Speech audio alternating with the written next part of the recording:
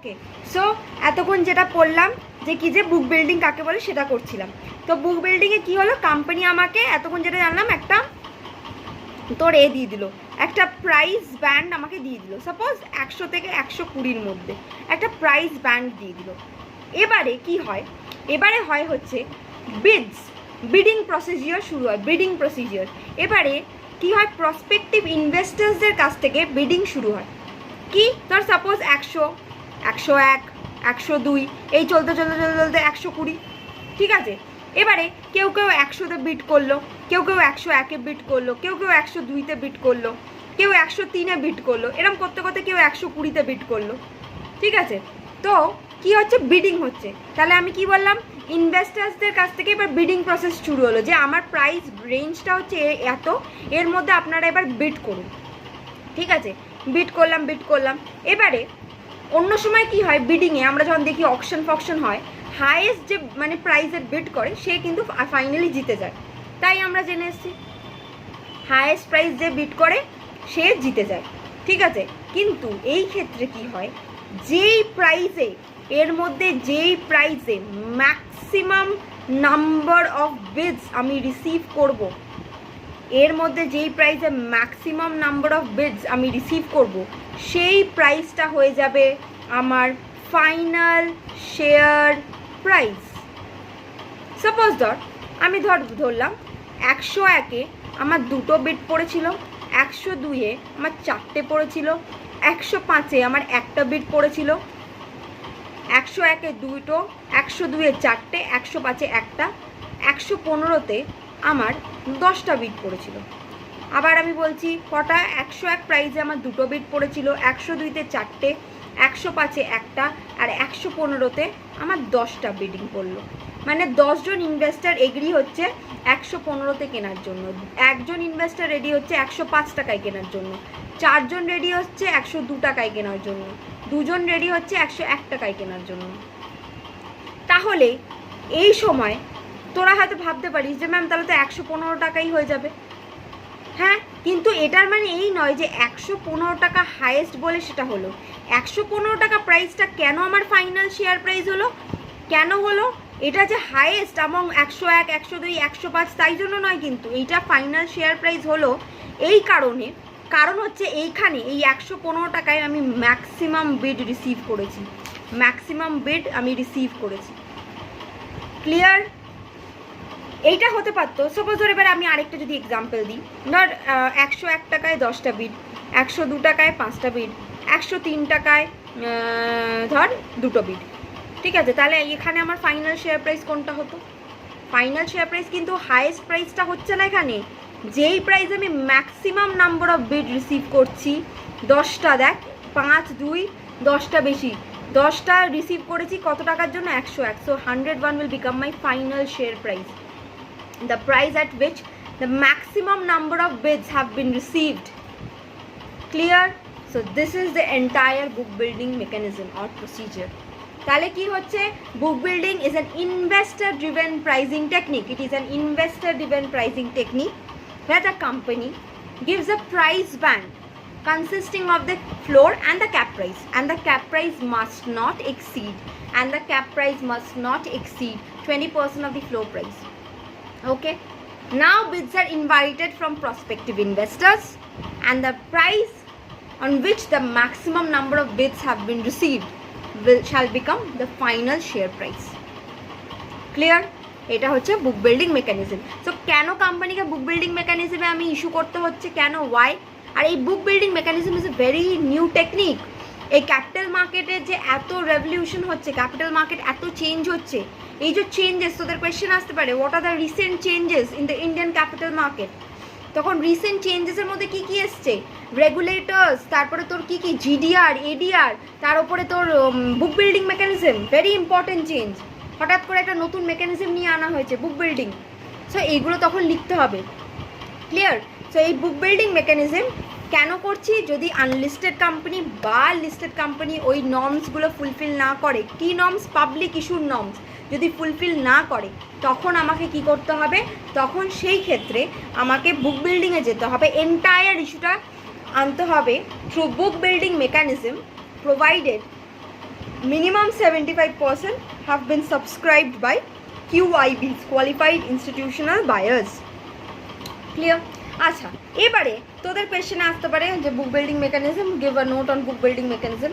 ওকে, তখন তোরা কি করবি? বুক বিল্ডিং মেকানিজমের নোট যদি দিতে হয় তখন কি করবি? আচ্ছা, তার আগে বলে নিই, আমরা তাহলে এইটা নিয়ে মনে হয় কমপ্লিট করে ফেললাম। তোর প্রাইভেট প্লেসমেন্ট হয়ে গেছিলো, প্রাইভেট প্লেসমেন্টের পর এগুলো সব মানে নিউ ইস্যুর যা যা ছিল, আমরা মেথডস অফ নিউ ইস্যুর যে পাবলিক ইস্যুর মধ্যে যা যা ছিল মোটামুটি আমরা নিউ ইস্যুর যা ছিল সব কমপ্লিট করে ফেলেছি। পাবলিক ইস্যু ছিল, রাইট শেয়ার ইস্যু ছিল, বোনাস ইস্যু ছিল, তারপরে প্রাইভেট প্লেসমেন্ট ছিল, এমপ্লয়ি স্টক ওই প্রাইভেট প্লেসমেন্টের মধ্যেই ওইগুলো, তারপরে লাস্ট যেটা ছিল হচ্ছে বুক বিল্ডিং, তো সেটাও কমপ্লিট হয়ে গেল। কিন্তু এই বুক বিল্ডিংটা দেখবি আমার নোটসে একটা চার্ট দেওয়া আছে, সেই চার্টটা যদি লিখে আসতে পারিস আর সঙ্গে যে ফার্স্টের একটু ডেফিনেশন আমি দিয়ে দিয়েছি ওটা লিখে এলেও এনাফ, ওটা লিখে এলেও এনাফ। ক্লিয়ার? ওটা লিখে এলেও এনাফ। এবারে যেটা আমি বলবো সেটা হচ্ছে, সরি আওয়াজটার জন্য, যাই হোক, যেটা আমি বলবো সেটা হচ্ছে যে চার্টটাকে দেখ কী হচ্ছে, চার্টটাকে ভালো করে আমরা একটু রিড করি। কিছুই না, ছোট একটা চার্ট যেখানে বলা হচ্ছে ইস্যুয়ার কোম্পানি। ইস্যুয়ার কোম্পানি মানে যে কোম্পানি ইস্যু করছে, পাতি কথা, যে কোম্পানি ইস্যু করছে। ইস্যুয়ার কোম্পানি কী করছে? Issuer company appoints lead or co book runner. এরা কারা হয়? মার্চেন্ট ব্যাংকার্সরা। এরা কারা হয়? Merchant bankers. মার্চেন্ট ব্যাংকার্স কারা? যাদের এই ক্যাপিটাল মার্কেটের রেগুলেশন, রুলস, পলিসিস সমস্ত কিছু মানে হচ্ছে তারা প্রফেশনালস ইন ক্যাপিটাল মার্কেট, তাদেরকে দিয়েই আমাদেরকে সমস্ত কাজ করাতে হবে। বিকজ আমরা we have lack of knowledge, but এদের নলেজ ইমেন্স।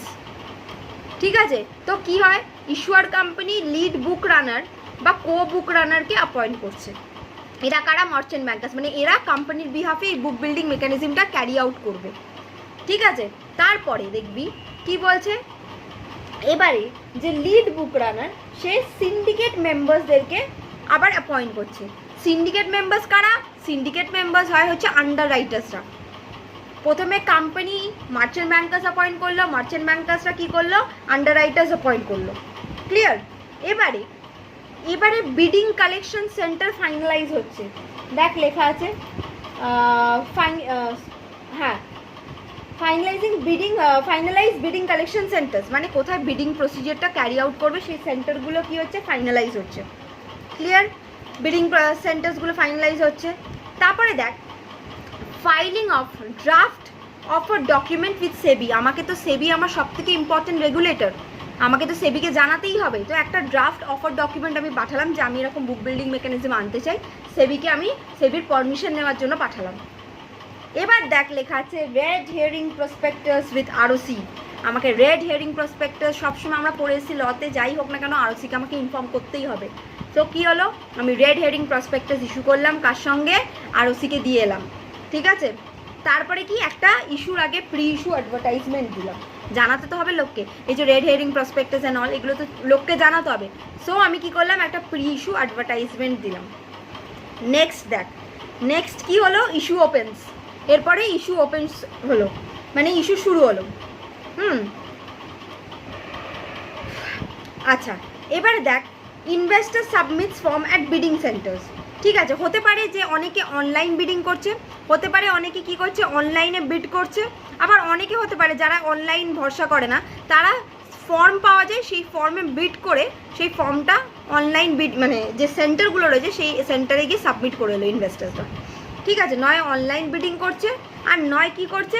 নয় ফর্মের মধ্যে টিক করে দিয়ে সেই ফর্মটা সাবমিট করে এলো তোর হচ্ছে সেন্টার্সে। তারপরে কি হলো? তারপরে শুরু হয় হচ্ছে ইলেকট্রনিক বিডিং প্রসেস। যেই আমার ফিজিক্যালটা হয়ে গেল, শুরু হয়ে গেল হচ্ছে আমার কি? Electronic bidding process. যেই বিডিং হয়ে গেল মানে আমি বুঝে গেলাম যে ম্যাক্সিমাম আমার কিসে পেলাম, কোন প্রাইসে বিড পেলাম, সেইটা হয়ে গেল আমার ফাইনাল শেয়ার প্রাইস। ওই প্রাইসটা আমি ডিটারমাইন করব। ডিটারমাইনের পরে কি করছি? আমাকে ফাইনাল প্রসপেক্টাসটা আবার আরওসির সঙ্গে রেজিস্টার করতে হচ্ছে। একবার রেড হিয়ারিং বিফোর ইস্যু, আর যেই ফাইনাল প্রাইস ডিটারমাইন হয়ে গেল তখন কি? তখন হচ্ছে তোর ফাইনাল প্রসপেক্টাসটা। যেই আমার প্রসপেক্টাস রেডি হয়ে গেল, সমস্ত কিছু হয়ে গেল, আমি কি করব? এবার অ্যালটমেন্টটা দেখব, অ্যালোকেশন অ্যালটমেন্টটা দেখব, আর এই শেয়ারসগুলোকে নতুন করে লিস্টিংয়ের জন্য পাঠাবো। কোম্পানি তো ইস্যু করছে, এই শেয়ারসগুলোকে আমাকে লিস্ট করাতে হবে। ঠিক আছে, নিউ ইস্যুর মধ্যে পড়ছে, কোম্পানি লিস্ট করে কোম্পানি ফার্স্ট টাইম ইস্যু করছে, তো শেয়ারসগুলোকে লিস্টিংয়ের জন্য পাঠাতে হবে। সো এইটা হচ্ছে এন্টায়ার বুক বিল্ডিং প্রসিজিওর।